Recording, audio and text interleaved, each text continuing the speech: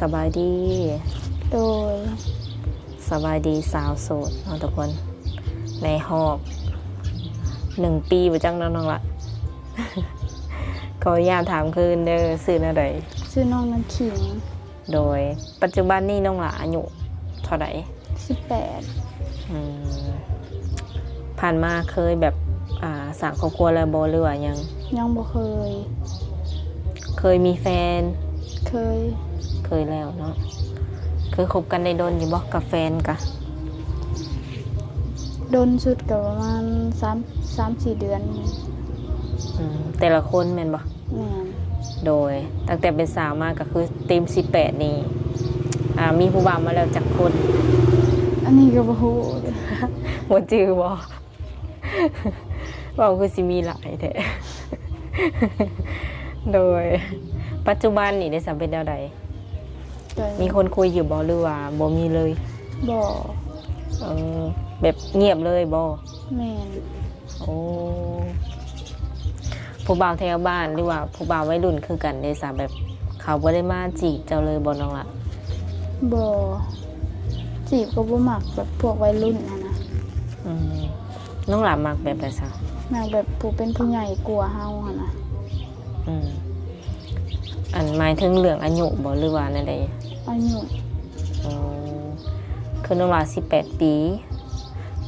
ถ้าว่าผู้บ่าวที่สิเข้ามาร่วมนี่อยากได้ประมาณจักปีขึ้นไปน้องหล่ะ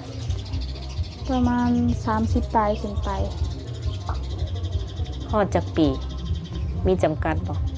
ประมาณ60หรือ70นี่70ลงมาแม่นยังรับได้อยู่เนาะโดยอันนี้เว้าอีหลีบ่เนี่ยแม่น โดยเสกอีกเทื่อนึงเนาะทุกคน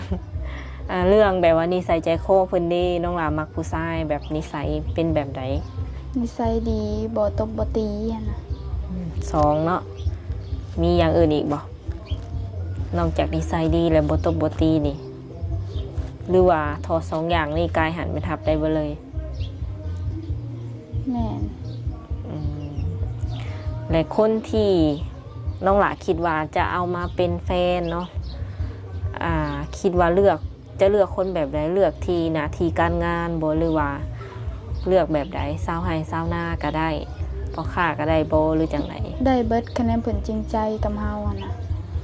เจ้าบ่ติบ่ที่ว่าเพิ่นเฮ็ดงานเฮ็ดการหยังกะบ่โดยในใจนี่อยากได้ผู้บ่าวทางใดคิดว่าทางใดก็ได้เอาเบิดโดยลืมถามมื้อนี้นี่คือว่าออกมาเปิดใจแม่นบ่แม่นคือในการเปิดใจน้องหลาเปิดใจหาคนคุยซื่อๆบ่หรือว่าอยากได้คู่ชีวิตแล้วคู่ชีวิตพร้อมสร้างครอบครัวแล้วบ่ความหมายนะ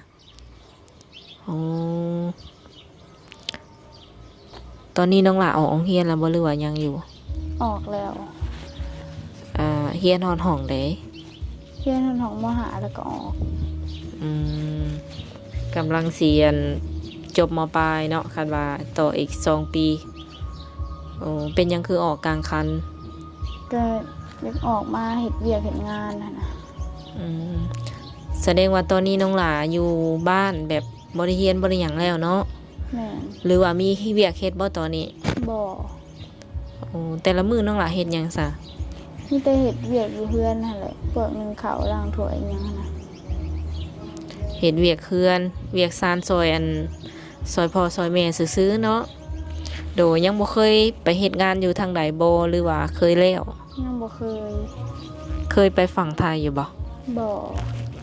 ไปลิ้นซื่อๆนี่ก็บ่ได้เคยเลยโอ้แบบเป็นมันบ่เหงาบ่น้องหลาแบบจักสิว่าไดเนาะอยู่แต่เฮือนแต่หยังจังซี่ก็เหงาอยู่ไปหาเฮ็ดเวียกไปสมัครเท่านี้ก็อันหยังมันยากอะนะแม่บ่ให้ไปมันแบบขี่รถหับส่งอีหยังมันไกลยันอันตรายนะเคยแบบว่าลองไปสมัครอีหยังอยู่แม่นบ่แต่ว่าแม่เพิ่นยังเป็นห่วงเพิ่นห่วงแฮงบ่ก็ห่วงเพิ่นยังแบบว่าเพิ่นยังแพงว่าซี่ซั่นเนาะในสายตาเพิ่นนี่เจ้าคือสิยังแบบยังน้อยแฮง เลยแบบว่ายังบ่ทันอยากให้ไปไกลอืมถ้าสมมุติว่าน้องหลาเจอคนที่ว่าเพิ่นมักเจ้าแท้เนาะเพิ่นอยากสร้างครอบครัวเลยอย่างซี่นะเจ้าพร้อมสละโสดอยู่บ่ พร้อม ประมาณจักเดือนคิดว่าจังพร้อมสละเลย ประมาณ 3-4 เดือน อืมต่ำสุดบ่ แม่น ก็คือเบิ่งนิสัยใจคอกันประมาณ 3-4 เดือนก็คือสามารถตัดสินใจได้แม่นบ่ โดย โอ้หรือว่าเห็นปุ๊บมักปับอยากได้เลยเอาบ่ ก็ต้องลมกันไปก่อนนะเบิ่งใจกันไปก่อน เอา แสดงว่าจะบ่เอาเนาะต้องศึกษากันก่อนสิบ่ แม่น อืมเอื้อยขออนุญาตถามแบบว่าในต่างหน้าแบบเจ้าเป็นสาวโสดเนาะสมมุติว่าเห็นกันเลยแล้วเพิ่นอยากได้อย่างซี่นะ อืม เป็นหยังเฮาคือแบบบ่กล้าเอาเลยอะนะ ย่านแบบเฮาเอาไปแล้วมันเฮาลมกันตำหลังมันสิบ่อันนั่นกันหามันสิต้องเบิ่งใจกันก่อนย่านเฮาปบเบิ่งอีหยังกันไปแล้วย่านมันบ่ถูกใจคอกันอีหยังหันนะย่านผิดกัน อืมยันไปกันบ่ได้ แม่น อืม เอาประมาณนั้นเนาะทุกคน ที่นี่คันว่าเพิ่นจะทักมาหลินนำนี่เพิ่นสามารถทักมาได้ทางใด ทาง LINE แล้วก็ WhatsApp แจก2อย่างบ่ แม่น อ๋อก็คือเป็นไลน์คันเพิ่นถามหาเฟซนี่เฮ็ดจังไดน้องล่ะ เฟซแนวบ่สู้ลิ้นปานใด อืมมีแต่ว่าแจกเป็นไลน์เอาเนาะแล้วก็เบอร์โทรเล่นแอปนำบ่เบอร์ตัวนี้ แม่น โอ้โหขออนุญาตถามปัจจุบันนี้ถ้าพ่อกับถ้าแม่เพิ่นยังอยู่นำกันบ่ แม่น โดยเพิ่นอายุประมาณเท่าใดน้องล่ะ แม่ประมาณ40พ่อ42 อืม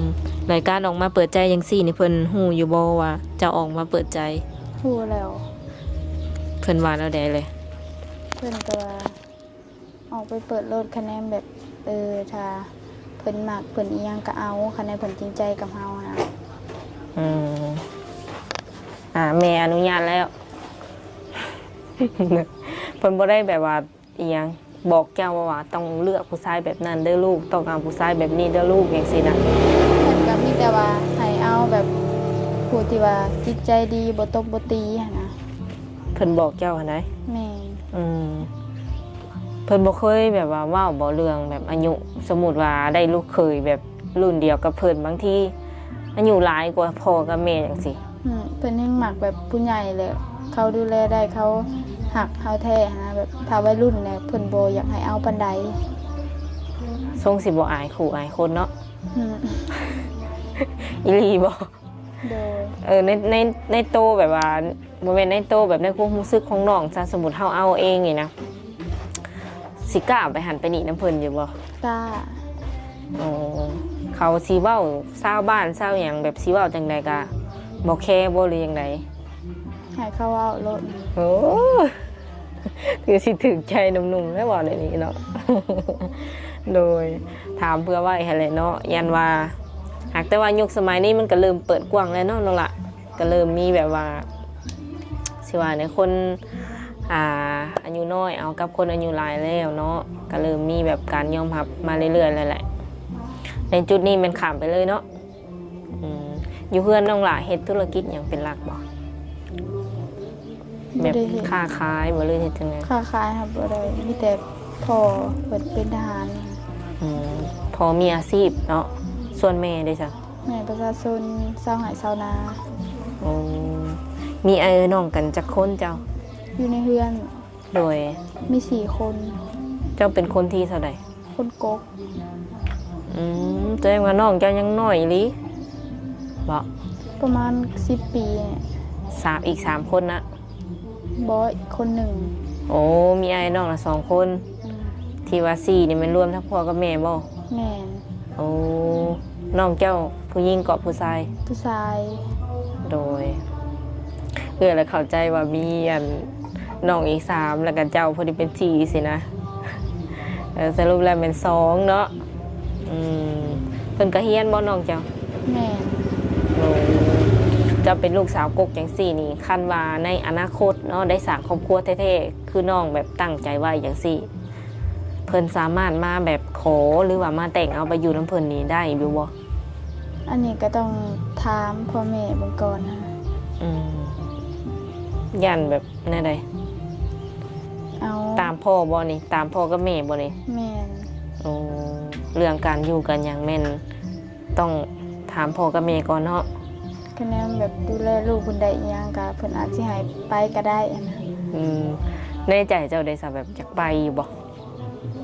ยากไปอยู่น้ำผัวอยากอยู่น้ำสามีอยู่บ่ในอนาคต อยากไป เออสมมติว่าอยู่ฝั่งไทยสิไปบ่ ไป หรือว่าอยู่ต่างประเทศเป็นอเมริกาอย่างสิเพิ่นเอาเมียไปอยู่นำสิไปบ่ เอาโดยถือว่าสะดวกสบายอ้าวอันนี้คือในอีกมุมนึงเนาะแล้วในอีกมุมหนึ่งถามว่าเพิ่นอยากมาอยู่ฝั่งลาวน้ำเจ้า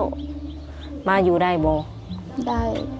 สามารถมาอยู่เฮือนอยู่ซ่านน้ำถามพ่อถามแม่เพิ่นได้เลยบ่หรือว่า อยากออกเฮือน อันนี้ก็ออกเดือนก็ได้มาอยู่ก็ได้หั้นนะ อืมคือมาอยู่ฝั่งลาวสีออกเฮือนอยู่ฝั่งลาวเองก็ได้เนาะหรือบ่อยากเฮ็ดก็คือสามารถมาอยู่น้ำถามพ่อถามแม่สร้างสาไปน้ำเพิ่นเลยได้คือกัน โดย น้องหลากับมักไปหลินไปเที่ยวอยู่บ่ ก็มักดู ไปตลอดบ่หรือว่าจังได บางมื้อไป คือการไปหลินไปเที่ยวของน้องนี่หลินมักหลินแบบใดไปสถานที่ประมาณแบบใด บ่ได้ไปแบบนั้นบางเทื่อน่ะมักมาเลินอยู่เรือนหมู่อิหยังหั้นนะ เป็นมาหลินน้ำมูน้ำคูซื้อๆยันว่าไปแบบซุมเซลหานอาหารสิบุกบ่ไปบ่ บ่ เป็นหยัง บ่มี หมู่ครูก็บ่มักพาไปแน่สิบ่ แม่น คันว่าหมู่พาไปสิไปบ่ซะ ไป โดยในส่วนหนึ่งก็คือปาร์ตี้แบบกลางค่ำกลางคืนนี่มักไปบ่ บ่ โดยคันหมู่ส่วนไปวันเกิดสิไปอยู่บ่ ไป ก็คือสามารถกินเหล้ากินเบียร์ได้เนาะบ่ได้มีโรคประจำตัวบ่ บ่ โอ้โดย บัดส่วนผู้ชายที่ว่ามักไปหลิดไปเที่ยวนี่น้องหลานมักอยู่บ่ซะ อันนี้ก็บ่มักปานใดหั้นนะ โอ้คันว่าโดนเพิ่นขอไปเทื่อหนึ่งได้บ่น้องน่ะ ได้ ให้ไปเนาะก็มีเพลงให้ฟังอีกเนาะทุกคน บรรยากาศดีขนาดเลยโดยก็คือว่าสามารถไปหลีไปเที่ยวได้เนาะแล้วก็มักอยู่บ่ผู้ชายที่แบบว่าไปสายนี้ต้องให้บอกและโทรมานี่ต้องให้ฮับจังซี่นะมักอยู่บ่ มัก โอ้แสดงว่าเพิ่นสามารถโทรหาน้องได้ตลอดเวลาบ่ โดย กลางคืนนี่สูงสุดน้องหลานนอนจักโมงซะ ประมาณ9:00 น 9 โมงแรงเนาะเป็นช่วงกลางเวียนจังซี่ผู้บ่าวนี่สามารถโทรหาได้บ่ ได้ หรือว่ามีเป็นช่วงนับตั้งแต่ช่วงเช้าช่วงอีหยังก็ตามช่วงนี้มันโทรได้ตลอดเนาะแท้บ่ แท้ โทรมาเลยหับในเด้อ หรือว่ากลางตอนเช้านี่ประมาณจักโมงน้องหลาเริ่มแบบตื่นนอนแล้วก็เฮ็ดเวียกเคลื่อนเวียกซ่านแล้วประมาณจักโมง ถ้าว่าตื่นก็ประมาณ7:00 นเฮ็ดเวียกเฮ็ดงานแล้วก็8:00 น กับข้าวกับน้ำเฮ็ดซอยแม่อยู่บ่ บางมื้อก็เฮ็ดบางมื้อเพิ่นก็เฮ็ดเอง ถ้าว่าให้เฮ็ดน้องหลายก็เฮ็ดเป็นอยู่บ่กับข้าว เฮ็ดเป็นบางอย่าง อย่างเช่น พวกตำพวกแกงพวกทอดนะได้ กะกำลังอยู่ในวัยแบบเฮียนฮู้แม่นบ่ ยังบ่ทันเป็นเบิดซุอย่างเนาะ เรื่องเครื่องแบบเครื่องนุ่งอีหยังเฮาจังซี่ซักเองบ่หรือว่าซักมือบ่หมายถึงว่าซักเองบ่หรือว่าซักแบบตู้ซักผ้าเคยถามผิด สักเอง บ่ได้ใส่ตู้ซักผ้าบ่ อยู่เฮือนบ่มีบ่ มีแต่ว่ามันบางเถื่อนะใส่ขาไฟลายแหละเพิ่นให้สีหมักเอาสักมือเอาขาแบบผ้าห่มมีหยังแล้วเพิ่นปั่น โอ้มันก็มีจำแนกเองเนาะเออแบบฐานะเฮาฐานะเฮือนซานบ้านซอกเฮานี่นะจัดอยู่ในระดับใดคิดว่าหังมีบ่หรือว่าปานกลางหรือว่าทุกข์ยาก พออยู่พอกิน ปานกลางเนาะให้หน้าตะกร้าได้เฮ็ดอยู่บ่ เห็ดแต่เมื่อเห็ดน้ำป้าน้ำลุงอยู่บ้าน อันนี้บ่แม่นบ้านน้องหลาบ่ซะ แบบบ้านเกิดหาอีกบ่อนหนึ่งแต่อันนี้พอมาเป็นทหารอยู่นี่เลยก็เลยมาตั้งเฮือนอยู่นี่ โอ้ย้ายมาเนาะอืมคันว่าจะเฮ็ดให้เฮ็ดหน้าแม่นต้องได้ไปอีกแม่นบ่ไกลบ่น้องหละ กระไกลแต่ อืมโอเคเนาะทุกคนกะเรื่องราวของน้องเพิ่นกะสิขออนุญาตโอ้ลมถามประมาณนี้ก่อนเอาง่ายๆแม่นตอนนี้แม่นโสดเนาะ พร้อมคุยติ แมน โดยสุดท้ายนี้น้องหลามีหยังอยากฝากถึง FC ของเอื้อยโบเนาะที่ว่าเพิ่นสิเข้ามาคุยกับน้องนับตั้งแต่มื้อนี้เนาะเป็นต้นไป ก็เข้ามาลมมายังได้ อืมตอนนี้แมันถือว่าพร้อมแล้วเนาะ แมน โดยลืมถามน้องหลาสูงเท่าไหร่อันนี้ อันใดก็ น้องหลาสูงเท่าไหร่ สูง153 โอ้น้ำหนักอยู่ที่เท่าไหร่ตอนนี้ ประมาณ39เนี่ย38 39 โอ้ถือว่าพร้อม เคยแบบว่าน้ำหนักขึ้นอยู่บ่ มันก็ขึ้นอยู่ ขึ้นสูงสุดในฮอดบ่45หรือว่า50ประมาณ41 42 อืมช่วงนี้กินข้าวบ่แซ่บหรือจังได หรือว่าคิดนำผู้บ่าวนี่บ่ แต่โดนเราบ่น้องล่ะตั้งแต่แบบเฮาอยู่โสดมาแบบบ่มีผู้บ่าวทักเลยหยังซี่นะโดนแล้วบ่ แต่ประมาณเดือน2 เดือนแหละ อืมแสดงว่าหางก็เหงาเนาะ โอเคทุกคนสุดท้ายนี่ก็สิได้ขออนุญาตโอลมกับเพิ่นประมาณนี้เนาะคันว่ามื้อหน้ามื้อใน FC ให้มาหากะทางเอื้อเองก็สิได้มาหาอีกเทื่อนึง โดย ในใดก็ฝาก FC เอื้อในเด้อเนาะคันว่าเพิ่นทักมากะพยายามตอบเพิ่นแน่คันว่าน้องหลามบ่มักเนาะสมมุติว่าคุยกันไปแล้วแหละเจ้าบ่ถูกใจแม่นให้เจ้าบอกเพิ่นไปตรงๆเด้อ โดย โดยสบายดี